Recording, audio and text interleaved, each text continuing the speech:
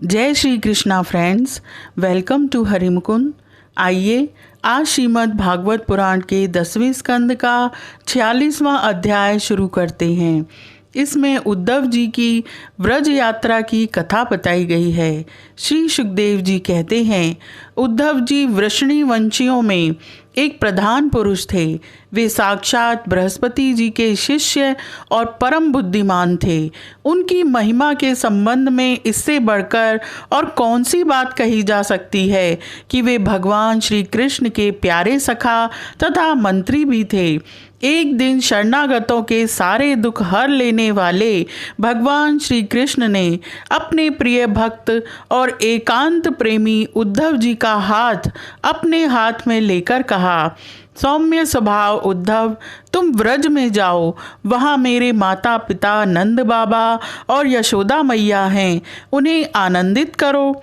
और गोपियाँ मेरे विरह की व्याधि से बहुत ही दुखी हो रही हैं, उन्हें मेरे संदेश सुनाकर उस वेदना से मुक्त करो। प्यारे उद्धव, गोपियों का मन नित्य निरंतर मुझ में ही लगा रहता है। उनके प्राण, उनका जीवन, उनका सर्वस्व मैं ही हूँ। मेरे लिए उन्होंने अपने पति, पुत्र आदि सभी सगे संबंधियों को छोड़ दिया है। उन्होंने बुद्धि से भी मुझी को अपना प्यारा, अपना प्रियतम नहीं अपना आत्मा मान रखा है। मेरा ये व्रत है कि जो लोग मेरे लिए लौकिक और पारलौकिक धर्मों को छोड़ देते हैं, उनका भरण पोषण मैं स्वयं करता हूँ। प्रिय उद्धव, मैं उन गोपियों का परम प्रियतम हूँ। मेरे यहाँ चले आने से वे मुझे दूरस्थ मानती हैं और मेरा स्मरण करके अत्यंत मोहित हो रही हैं, बार बार मूर्छित हो जाती हैं। वे मेरे विरह की व्यथा से विहल हो रही हैं, प्रतिक्षण मेरे लिए उत्कंठित रहती हैं। मेरी गोपियाँ, मेरी प्रेयसियाँ इस समय बड़े ही कष्ट और यत्न से अपने प्राणों को किसी प्रकार रख रही हैं। मैंने उनसे कहा था कि मैं आऊँगा, वही उनके जीवन का आधार है। उद्धव, और तो क्या कहूँ, मैं ही उनकी आत्मा हूँ। वे नित्य निरंतर मुझ में ही तन्मय रहती हैं। जब भगवान श्री कृष्ण ने यह बात कही, तब उद्धव जी बड़े आदर से अपने स्वामी का संदेश लेकर रथ पर सवार हुए और नंदगांव के लिए चल पड़े। परम सुंदर उद्धव जी सूर्यास्त के समय नंद बाबा के व्रज में पहुँचे। उस समय जंगल से गौएं लौट रही थीं। उनके खुरों के आघात से इतनी धूल उड़ रही थी कि उनका रथ ढक गया। गोपी और गोप सुंदर सुंदर वस्त्र तथा गहनों से सज धज कर श्री कृष्ण तथा बलराम जी के मंगलमय चरित्रों का गान कर रहे थे और इस प्रकार व्रज की शोभा और भी बढ़ गई थी। गोपों के घरों में अग्नि, सूर्य, अतिथि, गौ, ब्राह्मण और देवता पितरों की पूजा की हुई थी। धूप की सुगंध चारों ओर फैल रही थी और दीपक जगमगा रहे थे। उन घरों को पुष्पों से सजाया गया था। ऐसे मनोहर ग्रहों से सारा व्रज और भी मनोरम हो रहा था। चारों ओर वन पंक्तियां फूलों से लद रही थीं। पक्षी चहक रहे थे और भंवरे गुंजार कर रहे थे। वहाँ जल और स्थल दोनों ही कमलों के वन से शोभायमान थे और हंस, बतख आदि पक्षी वन में विहार कर रहे थे। जब भगवान श्री कृष्ण के प्यारे अनुचर उद्धव जी व्रज में आए, तब उनसे मिलकर नंद बाबा बहुत ही प्रसन्न हुए।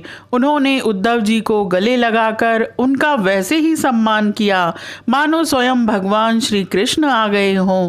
समय पर उत्तम अन्न का भोजन कराया और जब वे आराम से पलंग पर बैठ गए, सेवकों ने पांव दबाकर पंखा झलकर उनकी थकावट दूर कर दी।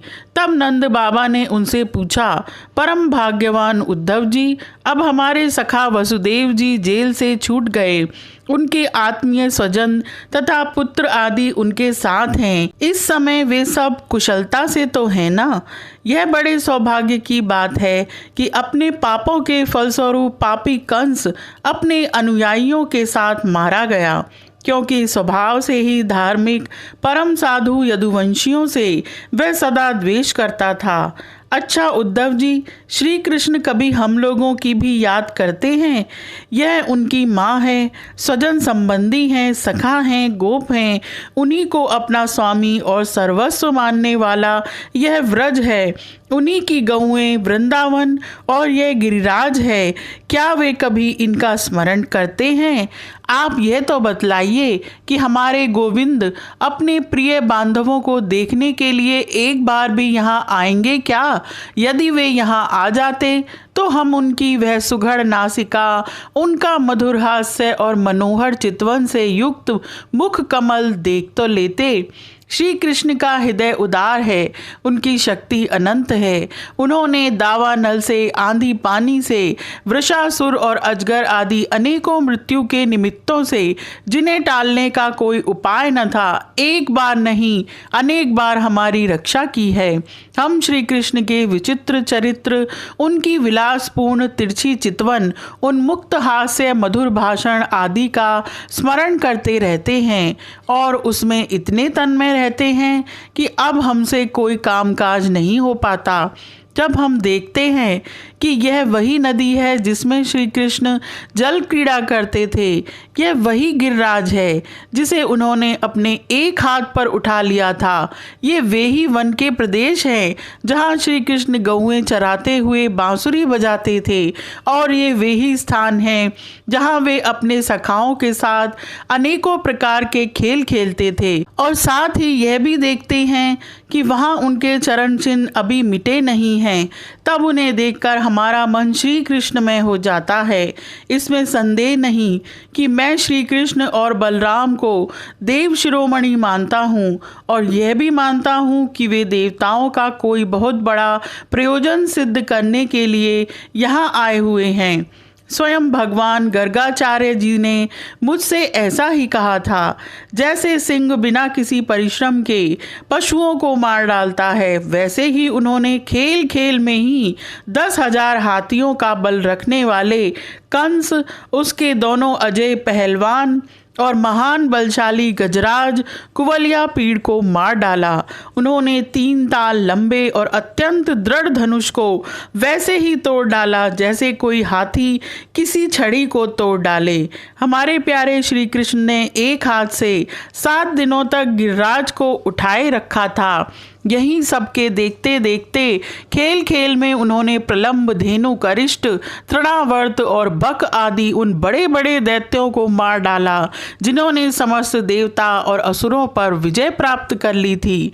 श्री सुखदेव जी कहते हैं, नंद बाबा का हृदय यूं ही भगवान श्री कृष्ण के अनुराग रंग में रंगा हुआ था। जब इस प्रकार वे उनकी लीलाओं का एक एक करके स्मरण करने लगे, तब तो उनमें प्रेम की बाढ़ ही आ गई। वे विहल हो गए और मिलने की अत्यंत उत्कंठा होने के कारण उनका गला रुंध गया। वे चुप हो गए। यशोदा रानी भी वहीं बैठकर नंद बाबा की बातें सुन रही थी। श्री कृष्ण की एक एक लीला सुनकर उनके नेत्रों से आंसू बहते जाते थे।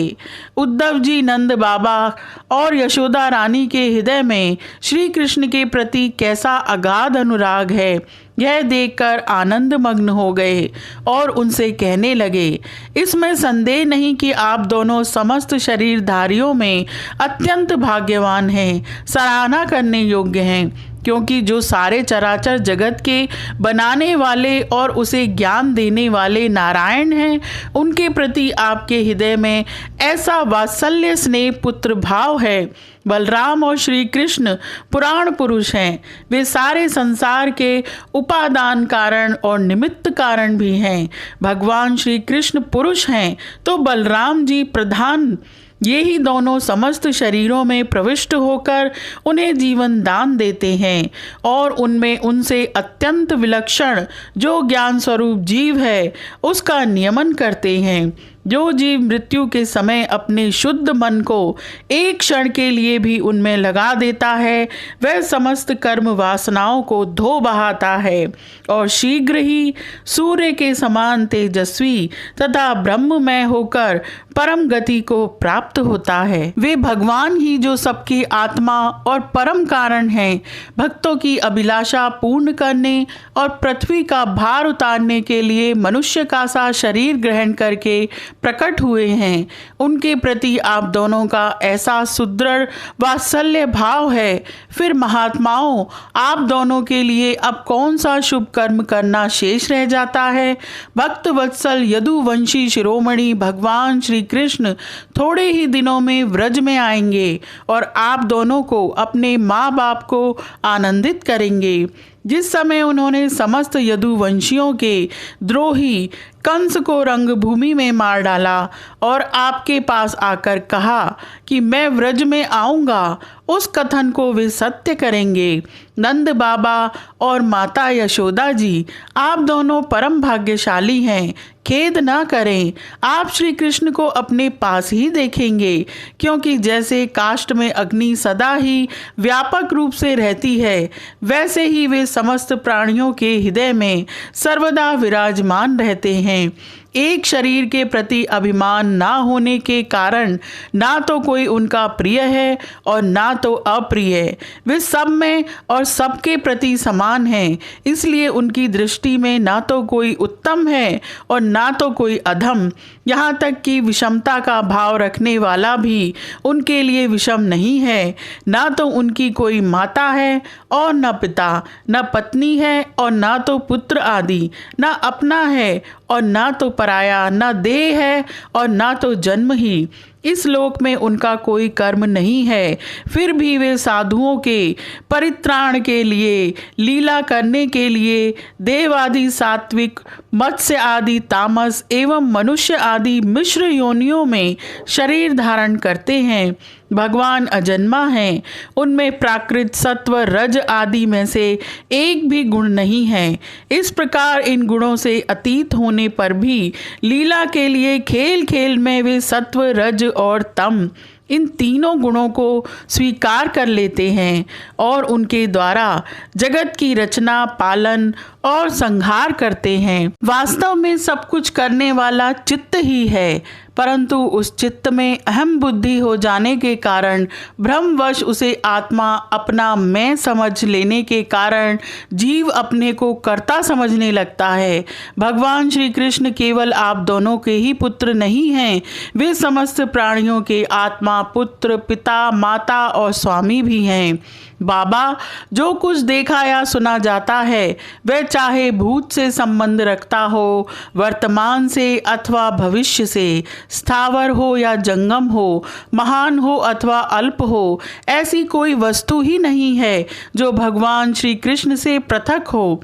श्री कृष्ण के अतिरिक्त ऐसी कोई वस्तु नहीं है जिसे वस्तु कह सके। वास्तव में सब वे ही हैं, वे ही परमार्थ सत्य हैं। भगवान श्री कृष्ण के सखा उद्धव और नंद बाबा इसी प्रकार आपस में बात करते रहे और वह रात बीत गई।